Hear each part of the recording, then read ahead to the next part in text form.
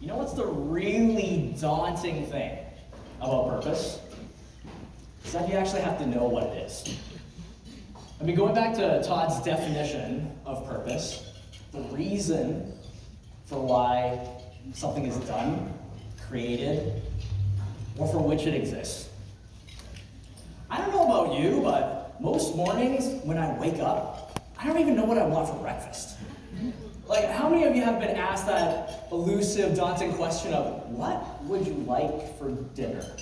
I don't know about you, after my wife has suggested 10 different options to me, I know what I don't want, but I still don't know what I do want. And so if I don't even know what I want to have for dinner, how in the world am I supposed to know what my purpose is? I mean, purpose, the very thing that is supposed to be the reason why I get up in the morning, the reason why I do what I do, the very thing that is supposed to get me up off the dirt when I'm having a challenging moment, the thing that's supposed to decide what I create with my life. Well, here's the thing. I may look like I'm 18, but I've been looking for my purpose for a little while. See, when I was 5, I wanted to be a milkman. Yes, delivering shiny glasses of milk to the doorsteps of my neighbors apparently brought me a ton of joy. Only to realize we're not in the 1960s anymore and that career really isn't an option. When I was 12, I thought my purpose was to be an NBA player. I'm 5'4", so chances of that happening, pretty slim to none. So that kind of went out the door. And when I was 18, I thought my purpose is to be a lawyer. I'm going to defend the innocent and I'm going to charge the guilty. And you know, I thought it was a great career choice because I like to talk and I like to argue. Turns out, when I actually took a law class, that I actually don't like rules. So that didn't work out for me either. When I was 23, I thought I finally found my purpose. See, I was hired by a top Fortune 50 company, and I was in their Leadership Accelerator program, which meant that within a span of around 6 to 12 months, I'd be guaranteed a leadership position. And I thought, I finally made it. This was the thing that my parents have been talking to me about my whole life. Get into a great company, you're gonna keep moving up, just work hard, you're gonna move up the corporate ladder, and next thing you know, you're gonna have everything that you ever needed to be able to create the life of your dreams. Well, turns out, expectations are a little bit different from reality sometimes. When I finally became a district manager about a year later, needless to say, my experience was quite different from what I expected. I still remember one day, I worked 12 straight hours. I was completely exhausted. And I was so ready to just pack up my bag and go home and go have that dinner with my wife that she'd been texting me about all day and just kick up my feet and relax and recharge. But right before I got out the door, my phone rings. I see it's my relief rep. And I knew in that moment, I had this gut punch in my stomach. It wasn't gonna be very good. Turns out, he pulled his back. And this was the very same rep that I just put out in this region to replace a previous employee that called me the night before at 8 p.m. saying he quit, walked out on the job, left his keys and his handheld in the bag in the truck in the middle of nowhere. So I ended up rushing home, pack my bags, drive out 2.5 hours to the middle of nowhere to finish the route. And bearing a grin, I go customer to customer, hearing them complain one after another. Oh, here we go again, another rep that didn't work out, eh? By the time I was done, it was 9 p.m. And I backed up my truck. It was a small tin bin where all our inventory was. And I rolled up the door. And staring back at me with this endless sea of cardboard boxes from floor to ceiling. And I was gonna have to count every last bag of chips, nuts, and seeds before the night was done, both in that bin and in the truck. And to make matters worse, it was snowing hard outside. The wind was howling, it was pitch black, and it was really cold. I'm not talking Arizona 50 cold. I'm talking minus 40 cold. It was bone chilling. Literally, I couldn't feel my face. My toes and my fingers were frozen over, and I had to keep pacing back and forth, just in hopes that I wouldn't get frostbite. And by the time I was finally done, it was midnight. And just when I thought I was finished, I turned and I looked at the very front of the bin, where I saw a stack of cardboard from the floor to the ceiling that was waiting for me to strap my hand. And in that moment, pop, the lights go out. And I just broke down. Why am I here right now? What is all this for? I mean, my parents have preached to me my whole life. You know, it takes sacrifice, it takes hard work. It's called work for a reason. You're not supposed to like it. But is this really the only way? Is this the only way for it to be hard and grueling and miserable? In order for me to make enough money to one day have the house and the kids and the vacations, the white picket fence, and finally live a life of freedom. Is this truly what it means to live a life worth living? Is this what it truly means to live a life with purpose? See, this is the reality today of the society we live in. This is the reality today of today's workforce. A recent poll was done, and 85% of full-time employees said that they were unhappy with their jobs. You think about that. That's 85% of people that are working today in the US that wake up every single day and are unhappy for over 60% of their day. They're unhappy with the place that they're working, the people that they're working, or maybe the thing that they're doing. And that really begs the question of, is this truly the only way? Or is it just something that we've merely settled for? And so the great news is that in my journey, and with working with many of my clients, I've discovered that it isn't. That there are a few things that we can do today to prevent us from dying a slow death by hustle. Just like the frog that is sitting in that boiling pot that is slowly boiling. And the first thing that we get to do is to start living with the end in mind. You know what's the most brilliant feature of Netflix? It's that 2-second button, the autoplay button at the very end of the screen, that before you even have time to get up off your couch and press stop or press pause or turn the TV off, it plays the next episode. And you think to yourself, oh, what's another episode? And next thing you know, 7 hours later, it's morning time, the sun is up, the day is completely shot, you're exhausted because you spent the whole night watching Netflix. The very thing that was supposed to help you feel relaxed in the first place has now completely drained you. This is what it's like to live on the perpetual treadmill of work. Because when we start, we think that the horizon is very tangible. When I get there, everything's going to be amazing. Only to realize we never quite get there. Because like the autoplay button on Netflix, once you finish one episode, the next episode plays, and the next episode plays.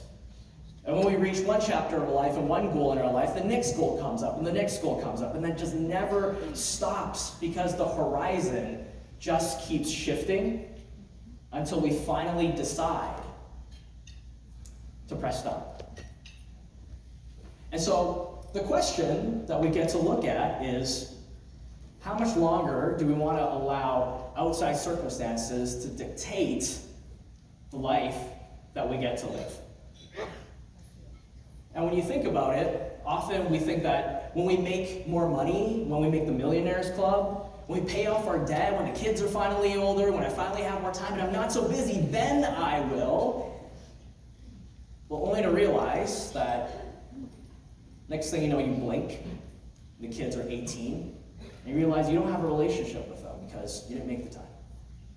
And you and your spouse, more like roommates, each on your side of your bed, scrolling through social media at night because you don't know what to talk to each other about.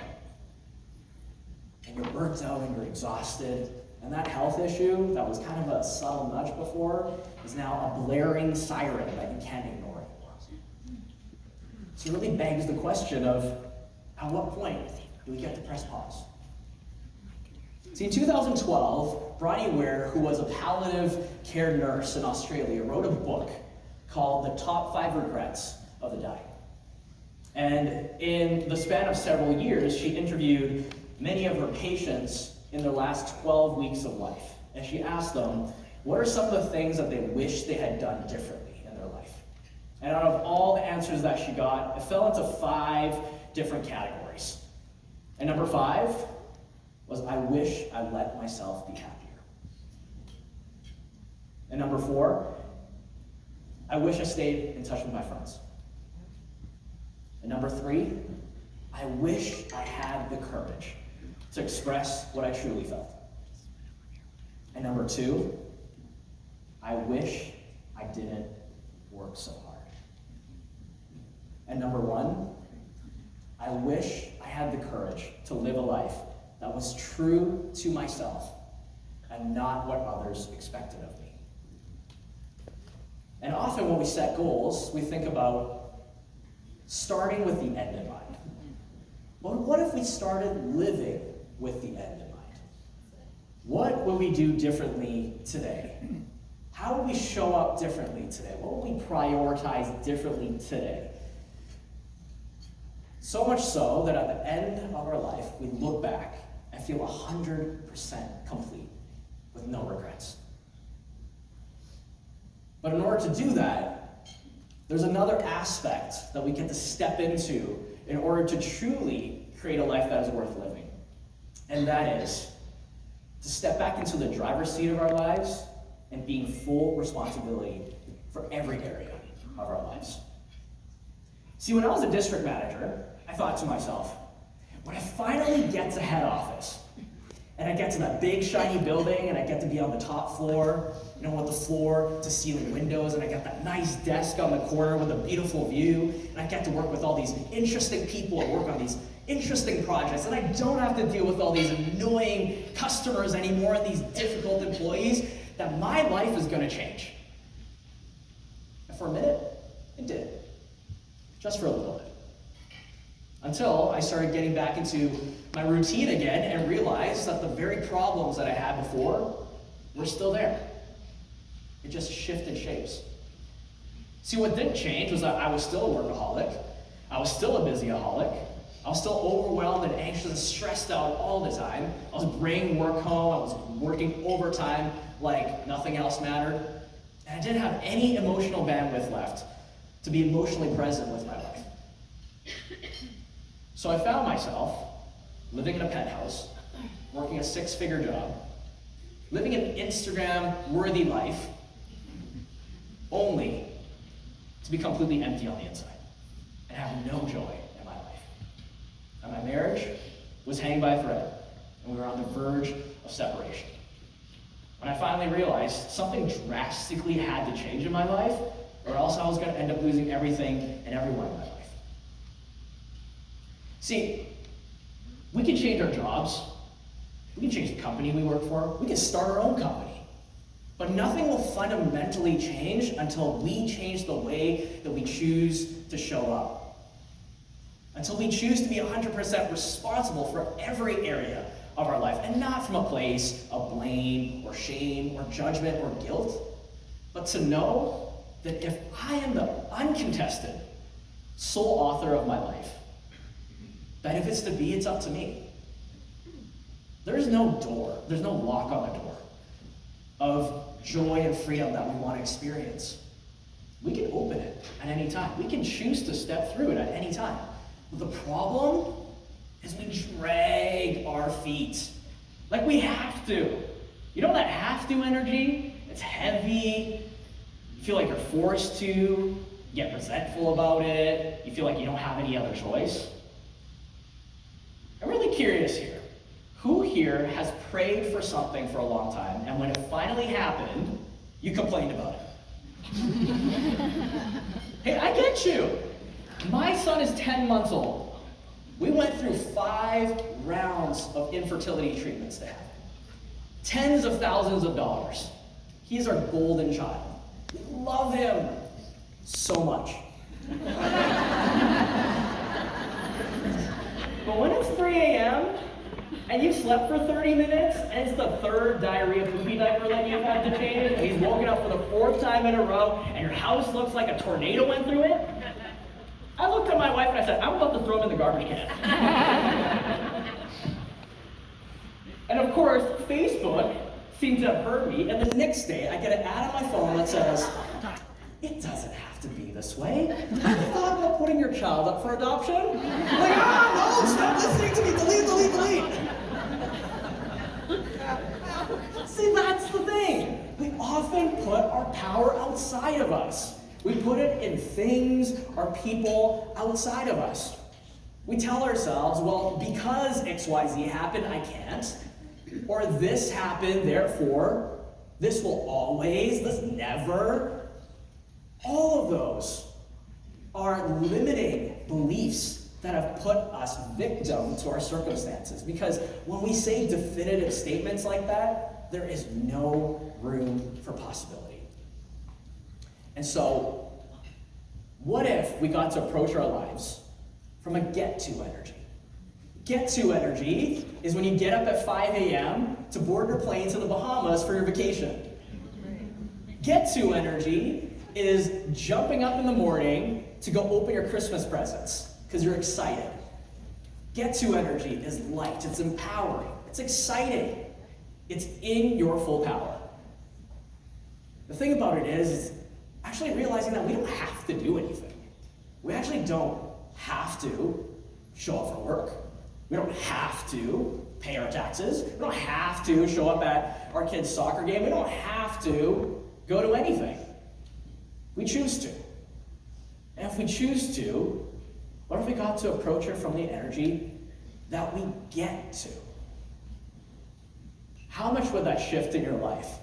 Instead of looking at all the things that you feel like you're forced to have to do in the morning, that you choose it in your power fully. No one's making you, but you choose to because you are in the driver's seat of your life. And it is only when we choose to get out from the passenger seat and have things happen to us that we can fully start crafting our own version of a life worth living. And the last component is that we get to take back our power to determine our value. See, the one thing about the pandemic that was a good thing is that it had us evaluate a very important question, which is, who are we without our jobs? So often we determine our value by our work, how much we make, our accolades, our achievements. And so often we equate especially our value to money. But here's the thing, money is just a perceived value. $100,000 can be a lot of money or not a lot of money. $1 million can be a lot of money or not a lot of money. But the question is, what is the value that we place on the important things in our life? What is the value that we place on our health, on our mental health? What is the value that we place on time spent with our children? What is the value of a happy, connected, and present marriage? And in my own journey, and the through line that I've seen from so many of my clients that I've worked with, is that so often we put so much value on our achievements and what we're creating, especially the amount of money that we're making, that we often keep going chasing for more and more and more until we finally feel enough. See, when I first started my coaching business, my sole goal was to hit the elusive 6-figure mark. I thought to myself, when I finally make 6 figures, I'm finally gonna feel like I'm good enough as a coach. Like I can bring value to the world, and that I made it. But in the process, I was constantly overwhelmed. I was stressed out all the time. I was constantly thinking about, which new clients I needed to go find and what bills I still needed to pay and the mounting to-do list that I need to go and take care of that seemed just endless. And even when I got a new client, I didn't give myself permission to celebrate that because all I could think about was how much more money I still needed to make. And the funny thing was that when I actually did make six figures, I didn't even realize it. It wasn't until the year after, and I was doing my taxes, that I was like, oh, I guess I hit my goal. Because the thing about it is that we're so consumed by this tunnel vision towards our goal that we forget even when we get there. We don't realize that we've arrived, even when we have. Because guess what? Even when we get there, there's still more bills to pay. There's still the next level that we get to achieve. There is still the next coach that I feel like I need to chase in order to feel good enough. It just never ends. Which begs the question of why do I keep equating my value to my achievements and things that are outside of me? And so one morning I was sitting there on the couch with my wife and we're cuddling up with a blanket. We're watching my son just waddle around the living room playing with his toys.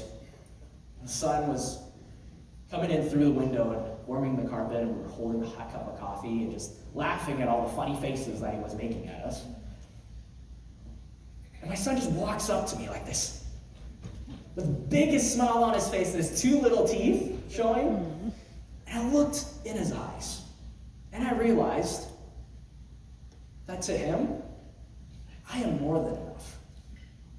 Despite the bills that are still waiting for me, despite the money that I still feel like I need to make more of, or the achievements that I still feel like I get to have, it doesn't matter. Why did I ever let it matter? And that's when I realized that I am enough. I am more than enough.